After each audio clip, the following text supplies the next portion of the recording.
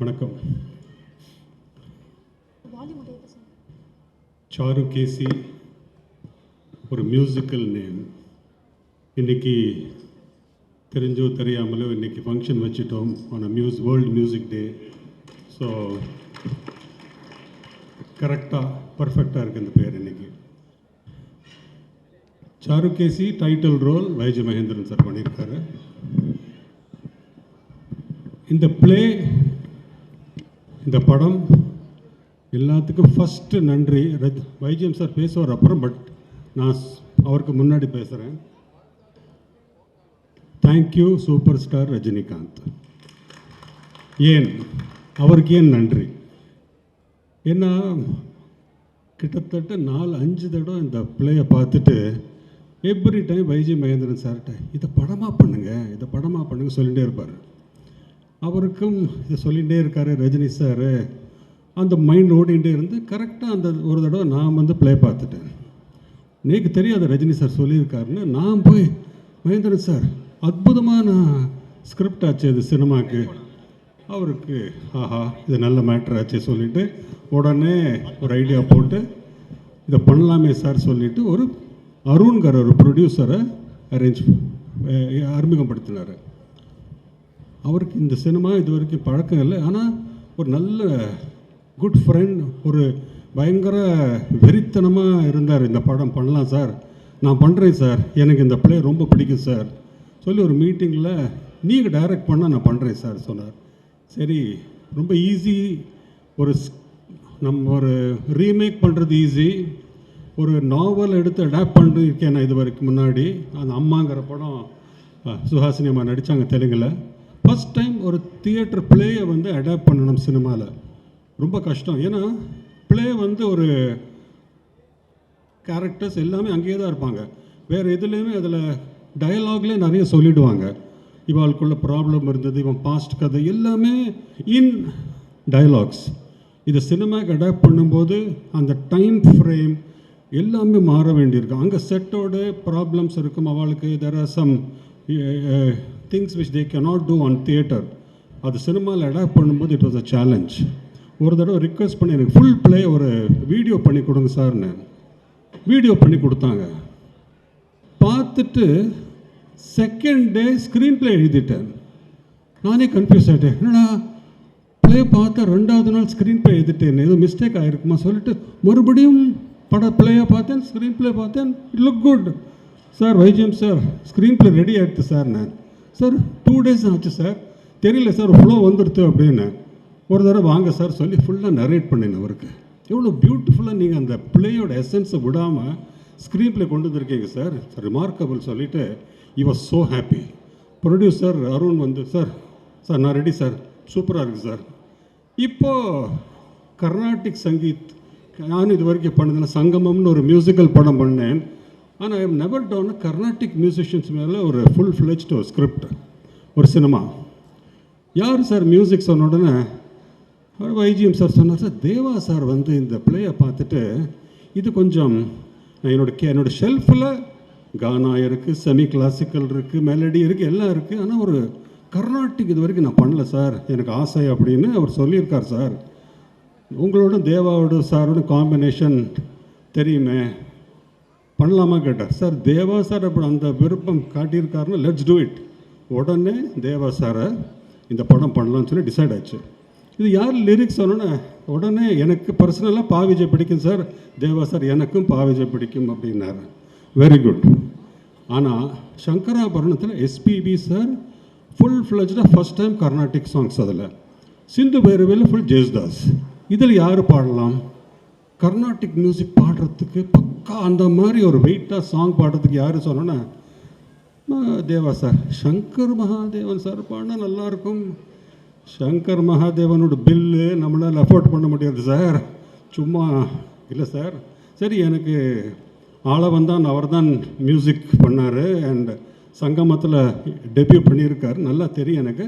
சும்மா சங்கர்ஜி இந்த பாட்டு இந்த மாதிரி ஒரு படம் பண்ணுறோம், சிந்து பைரவி சங்கராபரணம் மாதிரி நீங்கள் பண்ணுறீங்களா கேட்டேன்.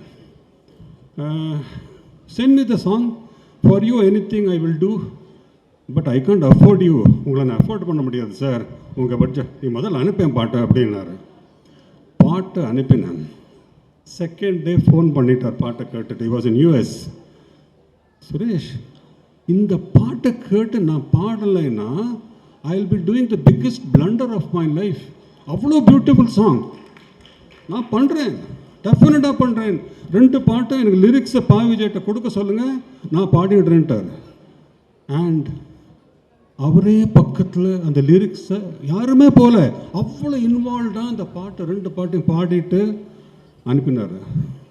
பிலீவ் மீ, நானும் தேவா சாரும் சார் அன்இமேஜினபிள் சார், இப்படி அவர் பாடுவார் எதிர்பார்க்கல சார். அவ்வளோ லைஃப் கொடுத்து அவ்வளோ பாடி ரசித்து பாடினார். அப்புறம் சார் தேங்க்யூ சார், உங்களோட அக்கௌண்ட் நம்பர் கொடுத்தீங்கன்னா நான் பணம் ட்ரான்ஸ்ஃபர் பண்ணுறேன்னு சொன்னேன். வாட் சுரேஷ், லைஃப்பில் earning money is different, but இந்த மாதிரி வாய்ப்பு வந்து லைஃப்பில் கிடைக்காது. I am a musician, a singer. எனக்கு இந்த மாதிரி ஆப்பர்ச்சுனிட்டி கொடுத்ததுக்கு I will be grateful to you and Deva and பா விஜயன்றார். அதுலேருந்து அவரோட love for the songs, love for us was really remarkable. And இந்த பிளாட்ஃபார்மில் I am really thanking Shankar Mahadevan. எனக்கு அவருக்கு நேஷ்னல் அவார்டு கிடைக்குங்கிற ஒரு நம்பிக்கை இருக்குது எனக்கு. அந்த கிளைமேக்ஸ் சாங் அவ்வளோ எக்ஸ்ட்ராடனரி பாடினார். இந்த கம்போசிங் பண்ணும்போது நிறைய இன்ட்ரெஸ்டிங் சின்ன சின்ன மேட்டர் நடந்து டக்குன்னு தேவா சார் கர்நாடிக் மியூசிக்கே இவ்வளோ ஃபாஸ்ட்டாக கம்போஸ் பண்ணார் எதிர்பார்க்கல. ஆனால் அதையும் விட ஸ்பீடில் பா விஜய் பக்கத்தில் உட்காந்து அவர் இங்கே கம்போஸ் பண்ணுவார், இவர் லிரிக் எழுதுவார். என்ன சார் இது இப்போ தானே போட்டார், இது கரெக்டாக இருக்கா சார்? வித்தின் பட் இஸ் ஆக்சுவலாக எங்கள்கிட்ட மேக்கிங்கே இருக்கு. அவர் கம்போஸ் பண்ணுறாரு, இவர் டக்குன்னு லிரிக் எழுதுறாரு. வித்தின் 2 days ஒரு நாள் ஒரு சாங் கம்போஸ் பண்ணுறோம், பாட்டு ரெடி ஆகிட்டே போகிறது. அப்போ சடனாக ஒரு நாள் பா விஜய் பக்கத்தில் உட்காந்து சார் இந்த படத்தில் ஏதோ ஒரு சைன் இருக்குது சார், ஏதோ ஒர்க் அவுட் ஆகுது சார், டக்கு நல்லா நடக்கிறது, ரொம்ப நல்லா வந்துட்டுருக்கு, நான் டயலாக் எழுதிட்டுமா கேட்டார். வை நாட், எழுதுப்பான்ட்டேன். ஆனால் இப்படி எழுதுவார் எதிர்பார்க்கல. ஃப்ளோர்டு. அதில் ஹைலைட் வந்து சத்யராஜ் சார் வந்து ஷூட்டிங்க்கு வந்தார். அந்த பேப்பர் வாங்கினார். பார்த்துட்டு யார் டயலாக் கேட்டார். பா விஜய். சூப்பர். சமுத்திரக்கண்ணிக்கு சீன் ஃபஸ்ட்டு டயலாக் பேப்பர் கொடுத்தேன், படித்தார். யார் டயலாக்? பா விஜய். சூப்பர். படம் முடிஞ்சு அப்புறம் சுஹாசினி கேட்டாங்க, இது நல்லா இருக்குது டயலாக்ஸ், யார் எழுதியிருக்கான்? பா விஜய். ரொம்ப பியூட்டிஃபுல்லாக இருக்கு. She started enjoy. படம் முடிஞ்சது. ஃபஸ்ட் காப்பி ரஜினி சார் கூப்பிட்டு காட்டினேன். இன்டர்வெல்லில் திடீர்னு சுரேஷ் எங்கே சார் உங்கள் பின்னாடி உட்காந்துருக்கேன் சார். திரும்பி பார்த்தாரு. யார் டயலாக் கேட்டார். இது என்னடா அது எல்லாரும் that was how brilliant his dialogues were. So picture எங்கேயோ ஆரம்பித்து it went on to become a musical. Songs, lyrics எல்லாமே ஃபேண்டாஸ்டிக். ஆக்டர்ஸ் வரும்போது வைஜிஎம் சார் ரிக்வெஸ்ட் பண்ணுறார், சார் இந்த பாக்கியம் ரோலுக்கு சுஹாசன் எப்படி இருக்கும்? சிந்து பைரவிலேருந்து அவங்களோட நான் ட்ராவல் பண்ணியிருக்கேன். நாங்கள் ட்ரிச்சிக்கில் ப்ளேயெல்லாம் பண்ணியிருக்கோம். ரொம்ப டெரிஃபிக் நட்பு எங்களுக்கு. ஸோ ஐ சார் ஹாசனி பண்ணாங்கன்னா ஃபேண்டாஸ்டிக்காக இருக்கும், பண்ணுறாங்களா கேளுங்க. நான் ஐ மெட்டர் நரேட் பண்ணேன். சுரேஷ் அந்த பிளேயில் இதெல்லாம் இல்லையே, நீங்கள் பயங்கரமாக டெவலப் பண்ணிங்க. இல்லை சார், நம்ம டயலாக்லாம் இருந்தது. அதில் original story of Venkat is brilliant. ஆனால் ட்ராமானால there is lot of things which is inherent in it, but it cannot be exposed in screen in stage. அது ஸ்க்ரீனுக்கு அடாப்ட் பண்ணிருக்கேம்மா. ஸோ பியூட்டிஃபுல்லாக இருக்குது. I'm doing it. And then இந்த ரோலுக்கு தான், சத்யராஜ் சார் ரோலுக்கு தான் ரொம்ப யாரெல்லாமோ பேரும் அடிபட்டது. ஆனால் எப்போ சத்யராஜ் சார் பண்ணலாமா கேட்ட உடனே பேசுங்கன்னார். நான் வந்து குவைட்டாக ஃபோன் பண்ணி எங்கேயோ ஷூட்டிங்கில் இருந்தார். சார் இந்த மாதிரி ஒரு ரோல், சாரி சஸ்பென்ஸாக வைக்க சொன்னாங்க, அதனால் அந்த ரோலை பற்றி நான் சொல்லலை சார், நீங்கள் பண்ணுறீங்களா கேட்டேன். சார் இது நான் பண்ணினா ஓகேயா அப்படின்னு கேட்டார். ஓகே சார், ஓகே அப்படின்ட்டார். வந்து அந்த பர்ஃபார்ம் பண்ணி அந்த டயலாக்ஸ் டெலிவரி எல்லாம் பண்ணதுக்கப்புறம் எனக்கு தெரிஞ்ச ஃபஸ்ட் டைம் சத்யராஜ் சார் படம் பார்த்து எமோஷ்னல் ஆகி அந்த கிளைமேக்ஸில் அவர் அழறது நான் I never expected. It was so emotional. ரொம்ப இவ்வளோ பிரமாதமாக வந்திருக்கு, என் ஃபுல் படம் பார்க்கணும்னு சொல்லிட்டு ரீரெக்கார்டிங் முடிச்சு ஃபுல் படம் பார்த்து கிளாப் பண்ணிட்டு போனார். இட்ஸ் அ ஃபேண்டாஸ்டிக் ஃபிலிம் சொல்லியிருக்காரு. வீடியோவில் கூட பார்த்துருப்பீங்க. He really enjoyed.